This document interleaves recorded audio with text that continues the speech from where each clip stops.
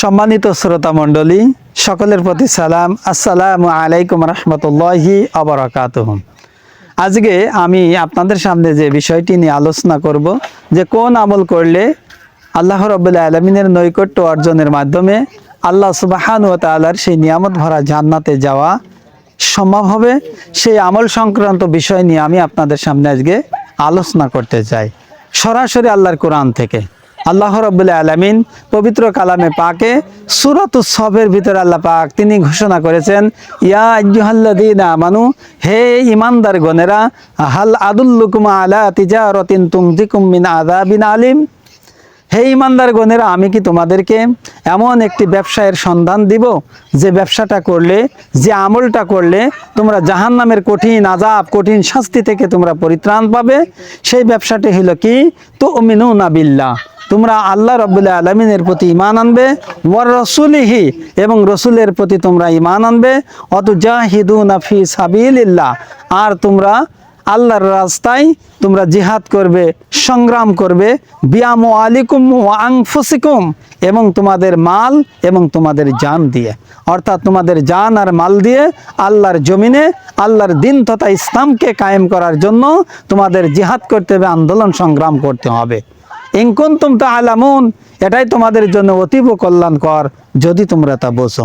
আর এই আমলটি কোনো ব্যক্তি যদি করে, এই কাজ যদি কোনো ব্যক্তি যদি করে, আল্লাহ তাআলা তার পরের আয়াতে ঘোষণা করেছেন, ইয়াগফিরু লাকুম যুনুবাকুম, আমি আল্লাহ তাআলা এই আমলের বিনিময়ে তার জীবনের যে সকল ত্রুটি বিচ্যুতি ভুলগুলো আছে, ইয়াগফিরু লাকুম যুনুবাকুম, আমি আল্লাহ তাআলা তার জীবনের সকল গুনাহ খাতা মাফ করে দেব, ওয়াইদখিলকুম জান্নাত, এবং আমি আল্লাহ পাক তাদেরকে জান্নাত দাখিল করব। সুবহানাল্লাহ। কেমন জান্নাতে দাখিল করবে আল্লাহ তাআলা সে কথাও বলে দিয়েছেন। আল্লাহ পাক বলেন, জান্নাতুন তাজরি মিন তাহতিহাল আনহার ওয়া মাসাকিনা তাইয়্যিবাতান ফি জান্নাতি আদনিন যালিকাল ফাওজুল আযীম।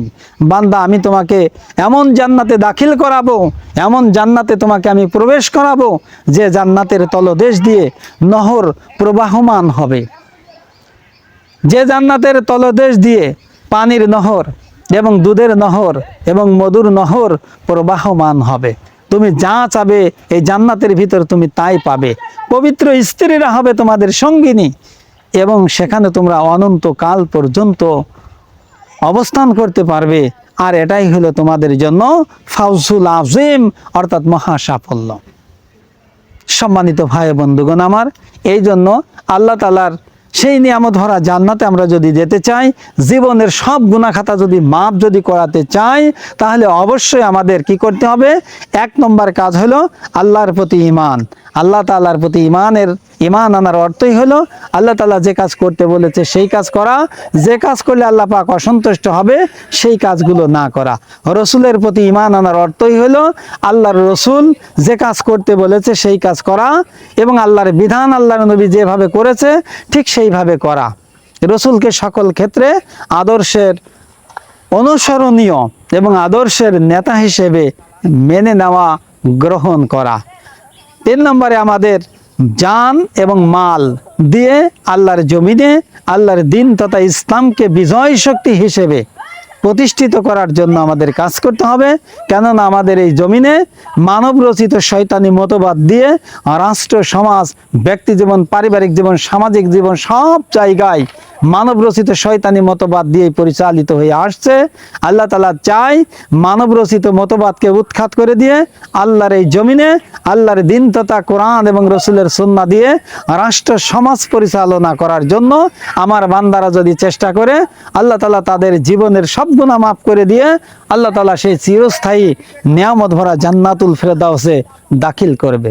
তাই আসুন আমরা সংক্ষেপে যে আলোচনাটি শুনলাম, এই আলোচনার আলোকে আমরা সবাই আল্লাহর প্রতি ঈমান, রসুলের প্রতি ঈমান এবং আমাদের জান আর মাল দিয়ে আল্লাহর জমিনে দিন কায়েম করার জন্য চেষ্টা করব।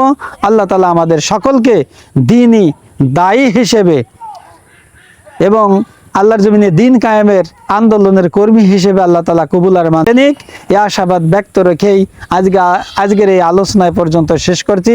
আসসালামু আলাইকুম ওয়া রাহমাতুল্লাহি ওয়া বারাকাতুহু।